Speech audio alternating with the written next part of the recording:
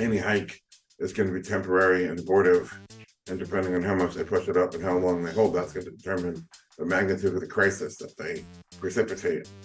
That we're in a falling interest rate trend, the drivers for that falling trend are in full force and effect.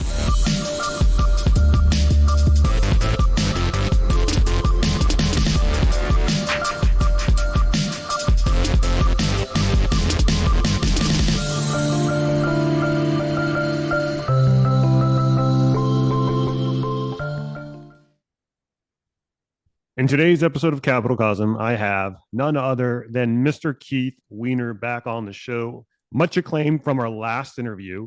Had a lot of people in the comment section wanting to have you back on, Keith. So here you are. Keith, thank you for coming back on. Thanks for having me. How have you been? It's been busy. It's been a lot of travel, but it's all good. It's all good. So what have you been doing? What you've been? Where have you gone? What have you been up to? I've been around the world. I spent a lot of time in the Middle East, a lot of time in Dubai, a couple other Middle Eastern countries, Turkey. What we do, Monetary Metals, we pay interest on gold. And I say everywhere, and I think as an American, I can get away with this. Americans understand gold the least, but in other parts of the world, India, Middle East, embedded in the culture, they understand gold and have a much more sophisticated view of it. It's not just, buy it, stack it, wait for the price to go up and then whatever. They're thinking of using it in, more interesting ways. And so our proposition for Monetary Metals fits their needs and their expectations. And so there's a massive business opportunity for us in that part of the world. So I've been meeting people and developing partnerships and relationships. And we signed a few lease deals in Istanbul and in Dubai. And have a lot more to come. So I've been on the road, I think 5 months out of the last 6, I've been on the road. So I'm finally back for Christmas, get to enjoy Arizona a little bit, and then we'll see what the new year brings. Yeah, that's exciting, especially that not only are you setting up different points of interest for your business, but you're also getting boots on the ground analysis for like sustainability and livability across the world, given the fact that things seem like they're coming off at the seams here in the West. It's good to explore other options, especially if you get a nomad. You get to see certain things. I'll sort of give one little case in point. Obviously, Europe has kind of shot itself in the foot in terms of energy, and so if I were to compare America to Europe to Dubai in terms of usage and availability of energy. In America, if you go to big public buildings like airports, the air conditioning is what you'd expect. Slightly on the cool side, but if you're running around the airport, a little bit late to a gate to try to get your flight, you're dragging some luggage, you don't sweat too much because it's fairly cool.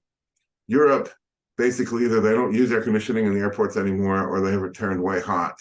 It is sweltering in the summer in European airports. In Dubai, I was there in August for one particular visit. Temperature at night is certainly well over, let's call it 105 degrees, 80% humidity. It is just absolutely awful. There's a lot of hotels that have outdoor courtyards, and they just have some sun fabric over the top to keep the sun off, but it's basically an outdoor space. They have these massive industrial air conditioners on wheels. These air conditioners are like 10 feet long and 5 feet deep and 8 feet tall, and they're just blowing massive amounts of cold air into the courtyard to air-conditioned outdoor courtyard, and at a hotel, and you can sit out there and drink and smoke and eat and whatever, and it's it's like air-conditioned space. What does that cost in terms of energy? I got no idea. You would never see that in America, and in Europe they can't even. Especially not Europe, yeah. So that's the difference between these 3 different zones. Yeah, it seems like a transfer of capital, right? Capital's fleeing from the Western hemisphere to the Eastern hemisphere, and particularly Europe. Wow, man. Really, I haven't been to Europe in years. So anybody with any wealth in Europe, and they're talking wealth taxes and some stupid parliamentarian in Netherlands, Belgium just proposed. This isn't law yet, but let's confiscate 100% of everything over 200,000 euro that somebody might own. Obviously, anybody that has wealth is just going to flee. Um, And it perpetuates a doom loop, right? So you overtax the population, the wealthy leave, and then your tax base dries up, then you tax them more, and then whatever's left over right, leaves as well. right. The welfare moochers don't leave. It's only the Yeah. productive ones that leave. And that's right. It's a doom loop. And so places like Dubai are welcoming it. You're saying, look, we're a haven. Come one, come all. And that's phenomenal to see, what's going on down there. Yeah. It's particularly interesting. I don't know if you've kept up with COP28, but in Dubai, in the UAE, they ran that about a couple of weeks ago, and the prince or whoever was leading it up from their side, he was caught off camera talking to this one lady from Ireland, and she was scolding him about him not doing enough for climate change.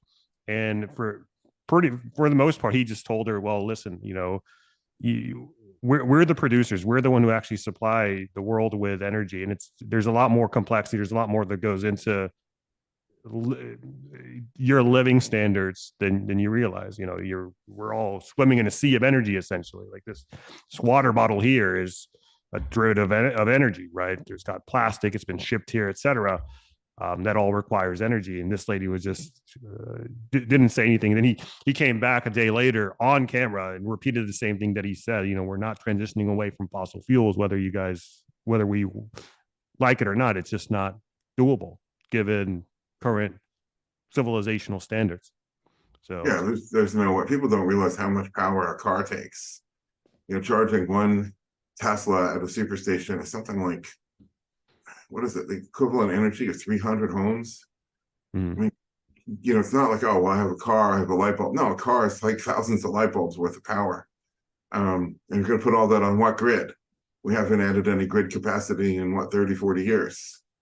There's just at every level, there's nowhere near enough lithium. There's nowhere enough generation. There's nowhere enough grid.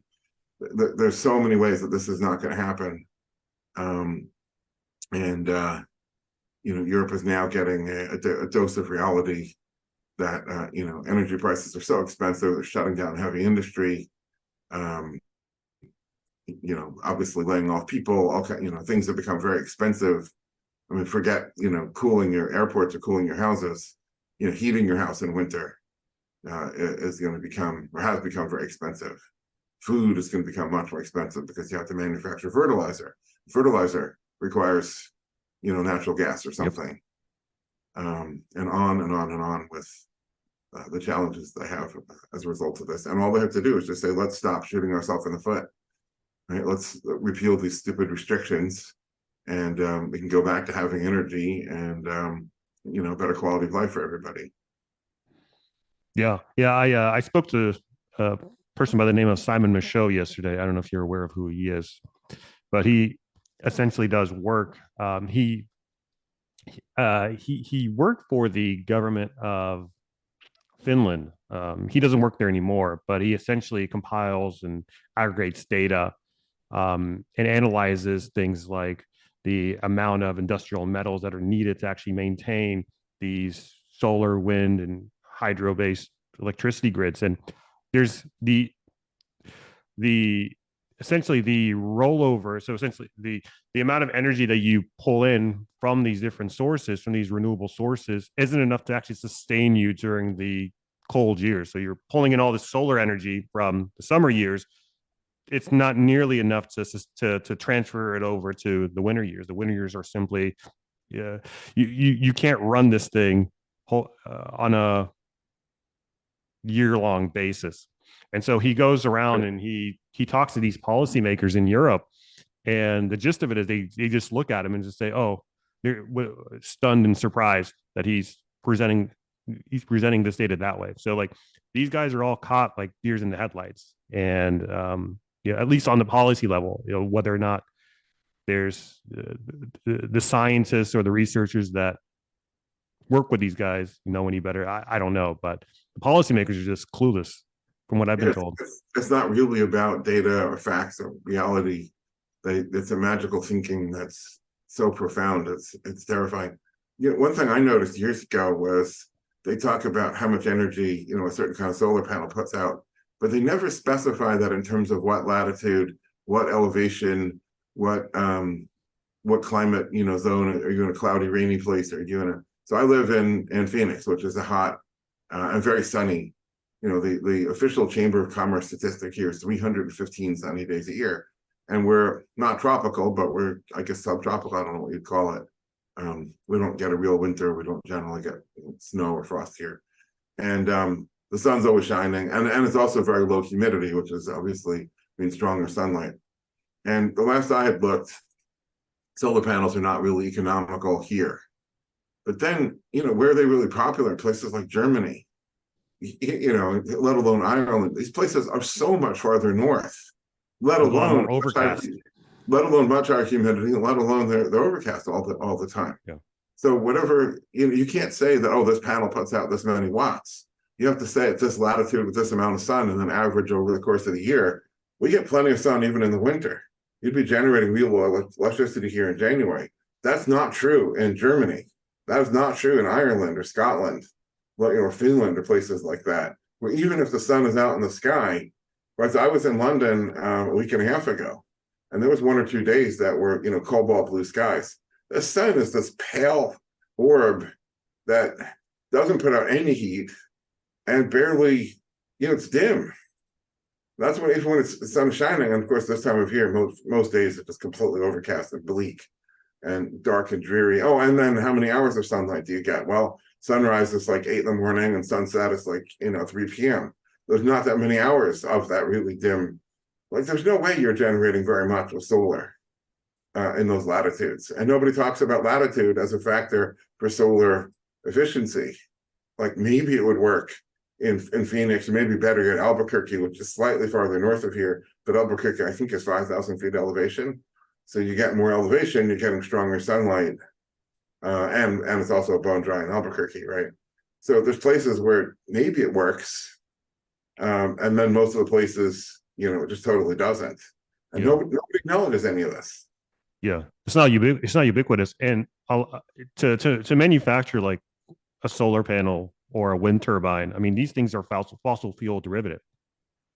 Oh, totally. And then the blades themselves are like all plastic and resin and fiberglass and totally fossil fuel, of course. It's it's like all other aspects of socialism. It's magical thinking.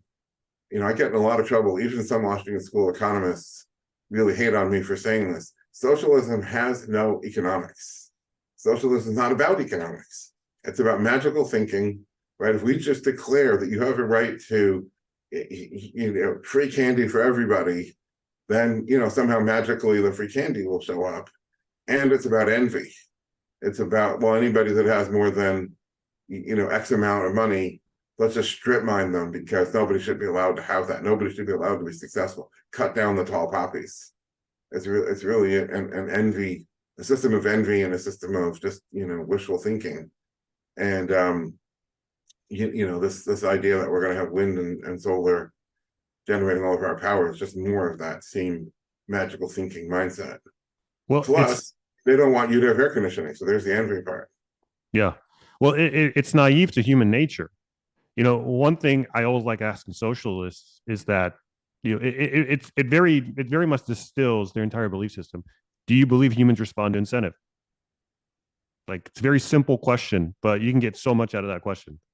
And you get a mixed response, like, oh well, like it's a yes or no question. Do humans respond to incentives? And the answer is yes. The humans do respond to incentives. And so that's the reason why socialism always falls apart.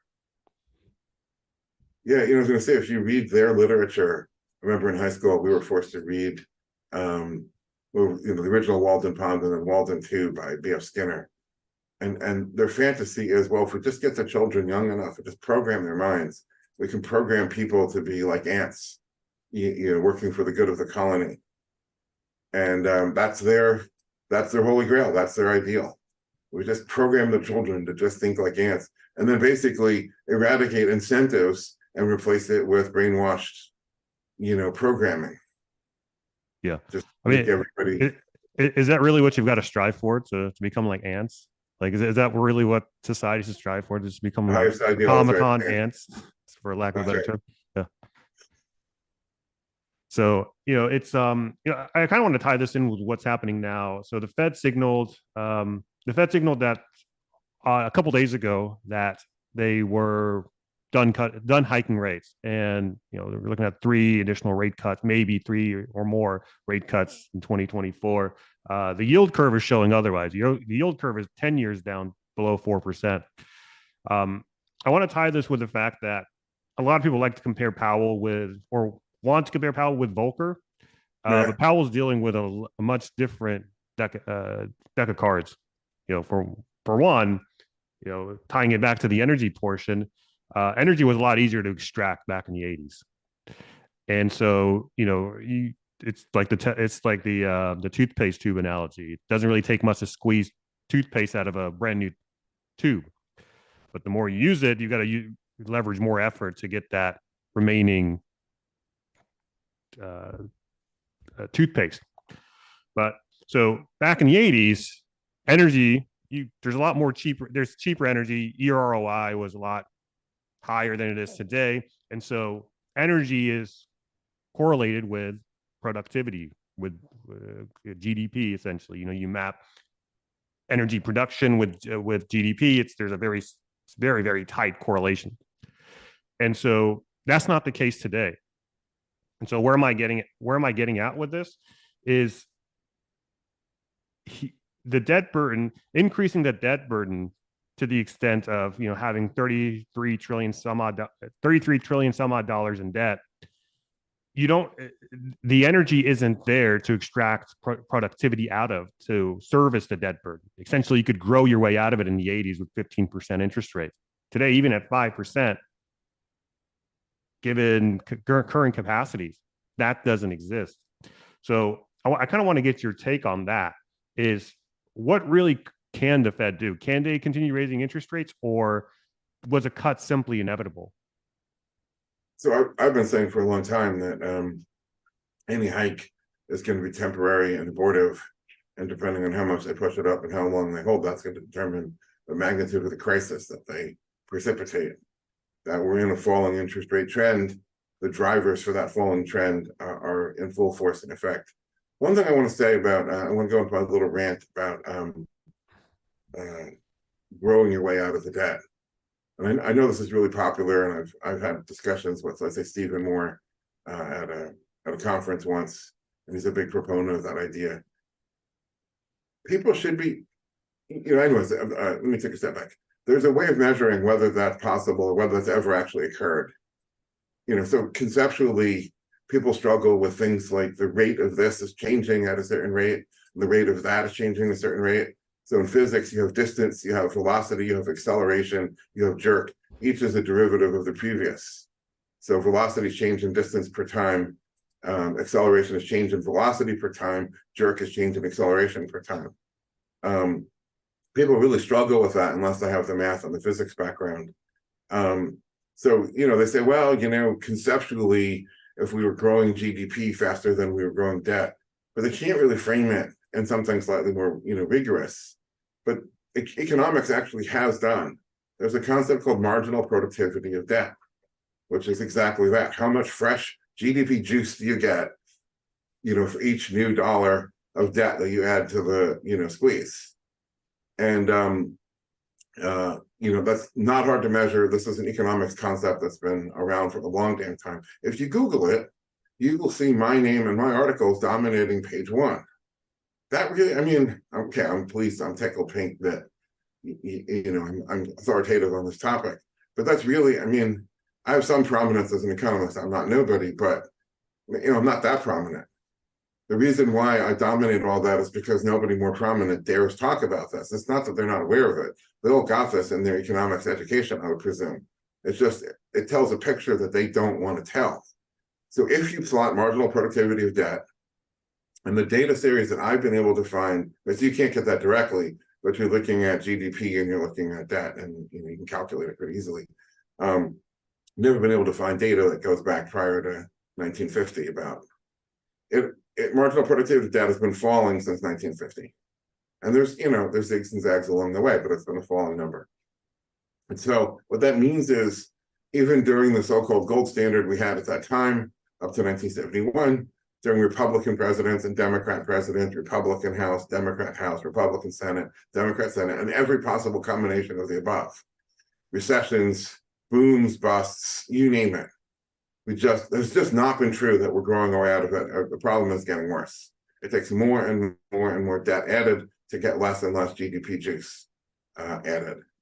And so I've written one article talking about a concept that I coined called the heat death of the economic universe. So this thing keeps falling. That means you have to do more and more debt added to get less and less, basically to stay even. And you add a little bit of GDP, but less and less GDP. What happens when that falls below zero? Now you're adding more debt and GDP is contracting.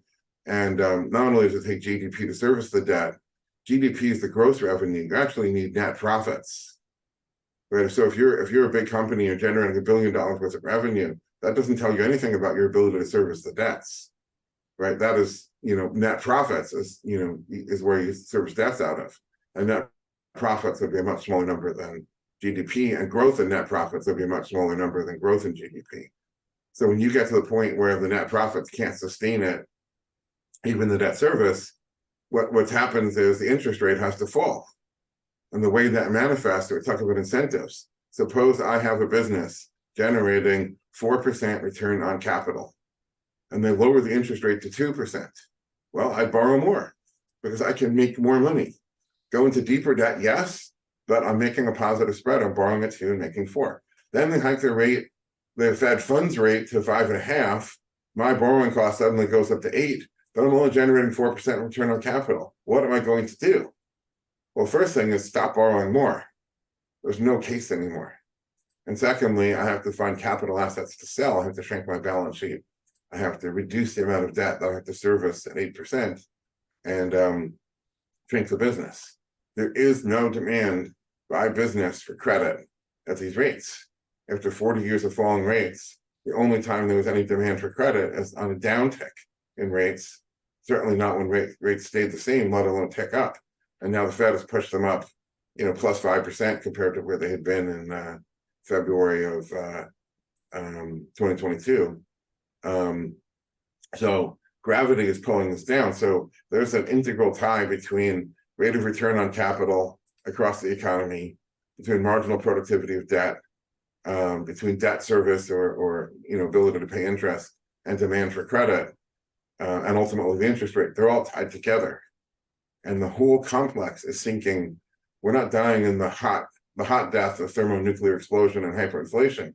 We're dying the cold death of sinking below the waterline, drowning. We're drowning in this debt, and our ability to service it is becoming harder and harder. And with that, there's demand for credit is more and more lethargic. And the Fed, I don't know exactly what signal they're looking at. I don't think the Fed cares about GDP. I don't think they care about unemployment, and I don't think they care about the stock market. What they care about is bank solvency, the crony banks. And if you see massive credit defaults coming, that is going to wipe out the banks.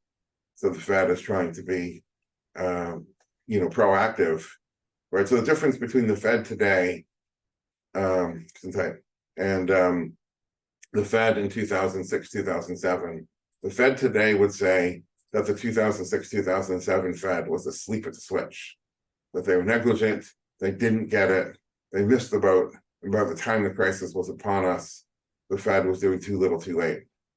And so today's Fed is trying to be, I call it hyper proactive. They want to see the first sign of anything and they want to jump all over it. And so they're seeing some signs. Meanwhile, we've had an inverted yield curve for how long? Right? There's no demand for credit at the long end. And despite the Fed trying to push up the interest rate at the short end, which they control by diktat, they don't control the 10-year treasury bond. And there's no demand to issue more bonds. There's no demand for more credit. And so that's what that's telling you. And so we're reverting back to the falling trend, which is still in full force and effect, and it's going to return with a vengeance.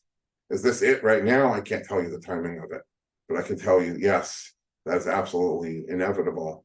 It's a matter of time, and is the time right now? It looks like that, but I wouldn't want to stake my reputation that yes, it's February, you're going to see the first rate cut. Maybe. Yeah. It's really interesting too. we're starting to see a lot more of these crises within a smaller and smaller time frame. So the distance between each crisis is getting tighter and tighter. And it kind of goes back to what you just said about the marginal utility of debt. You're out on you're in the middle of the desert. That first drop of water is invaluable, or that first cup of water is invaluable. The second cup of water is a little less valuable. The eighth cup of water, well, it pretty much drops off in value. Right. And it's we just heard from John Williams today. He said, "Oh well, we're not talking about any rate cuts for 2024." So it seems like they're trying to walk it back a bit, because as soon as the markets heard the news, gold shot up like $50 in like an hour. I don't know if you saw that. All these liquidity metrics or assets like Bitcoin and so forth, they also shot up at the news. I'm just going to interrupt there. I'm not a big follower of what I call Kremlin watching. Yeah. Trying to figure out how fat Alan Greenspan's briefcase is and what that means, or whatever, looking at the Fed dot plots.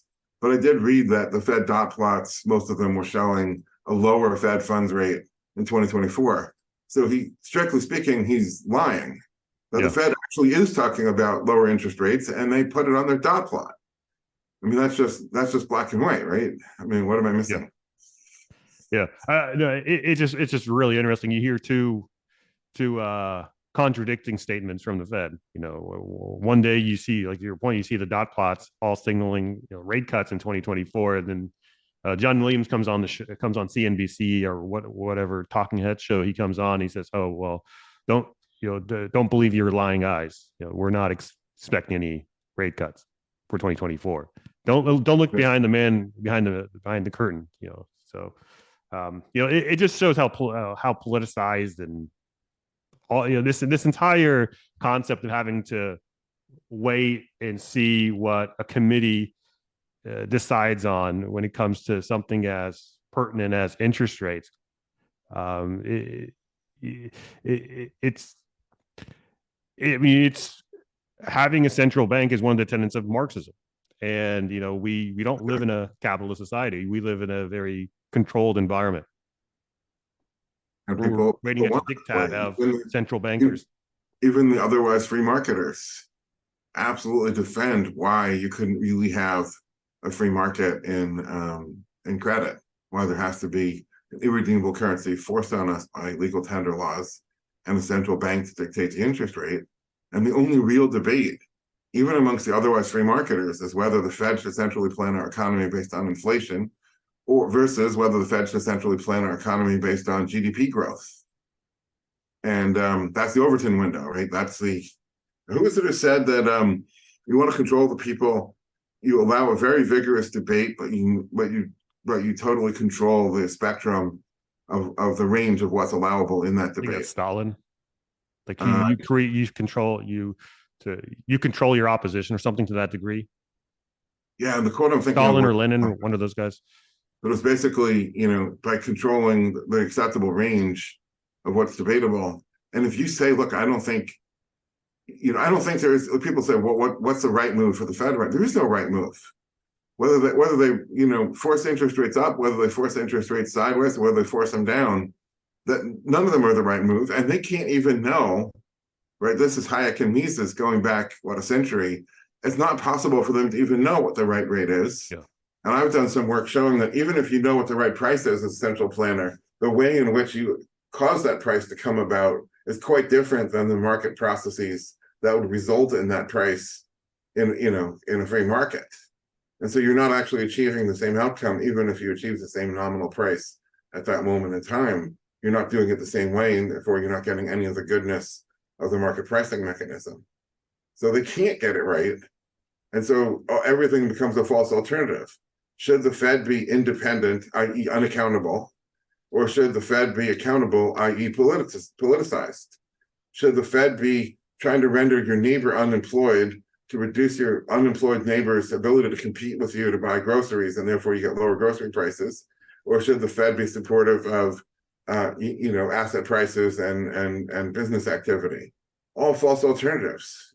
A free market doesn't think that way. A free market thinks, am I willing to lend under these terms and this interest rate? And if I'm not, I pull my credit and okay, the interest rate is to tick up. And the same thing, right? If the grocery store you walk in and they're charging $500 a pound for meat, well, you're not buying meat that day. That forces the price to tick down because they have to sell the meat. And if they can't sell it at 500, well, they'll try, obviously I'm making a ludicrous example. They'll try 490, they'll try 450, they'll keep marking it down until it sells. And then you find where the actual price of meat is, which is a hell of a lot less than that. And, imagine if we had a Politburo, we had a GOS plan for meat prices. Well, should we raise the price of meat to encourage people to lose weight, or should we lower the price of meat to encourage job creation in the cattle ranching sector? Yeah, there's no committee out there that's going to outmaneuver the free market of ideas. You're essentially, even if you have like people with 200 IQs and are most well-read in terms of economic theory and so forth, those people, they're competing against 8 billion nodes within a neural network that are seeking their own self-interest. And there's just way too much complexity, even for the smartest human being out there, to outcompete that entire neural net. And I don't think the socialists really believe that the central planners are smarter anyway. I'm just saying, hypothetically, like if they were like 200 IQ, yeah. What the socialists really want, obviously, is control, and that's it. The control is an end in itself. There was some famous interaction where Saul Alinsky was teaching some sort of class, and was saying, well, what's the point of getting into power? And somebody in the class said, so we can do good for the poor. He said, no, the goal of power is to exercise power. That's what they want. They want to. The whole point of socialism is to politicize decision making, so that you have favors you can dole out to your cronies and get more power. That's what this is about. Does it work? No, of course it doesn't work. Socialism never worked, and that never seems to deter the socialists from asking for more. So this, as you said earlier, this lady from Ireland talking with the COP minister from UAE, and she was like, yeah, but we have to fix the climate. Really, what she's saying is we have to give us more power. So we can then ration and say, well, you get to drive your car today and you don't, or you get to own a car today and you don't. And you get to ride the train today and they just get to bestow based on whatever criteria they want to set. If you look at totalitarian dictatorships, they have things like internal passports. China has the social credit system, and there was kind of a bit of a scandal. One of their top Olympic athletes had said something that was a no-no. So they didn't arrest him or whatever, but they said, you don't get to take the high-speed bullet train to come to the Olympics. So when everyone else could get there in 3 hours, he had to take all these slow trains, and it took him 2 days to get to the Olympics. That was his punishment for saying something that was politically incorrect. That's the whole purpose of all this, is to get people to be cowed and browbeaten into submission. Yeah, I mean, the only way to really rise in a communistic or even a highly socialized system is, it's not about how hard you work or innovating on anything. It's more so about the connections that you have already in that system to move your way up within the state. And so it's not the most, it doesn't incentivize productivity, it doesn't incentivize innovation, it just incentivizes nepotism all the way up. Yeah. Private backroom deal making, and people are giving away things they have no right to. They're giving away the fruits of your labor to curry favor and move up the ranks. Anyway, it's pretty depressing. Yeah. Well, let's segue into gold. Gold's been acting kind of schizo lately. We had a big all-time high a week ago, reaching 2150.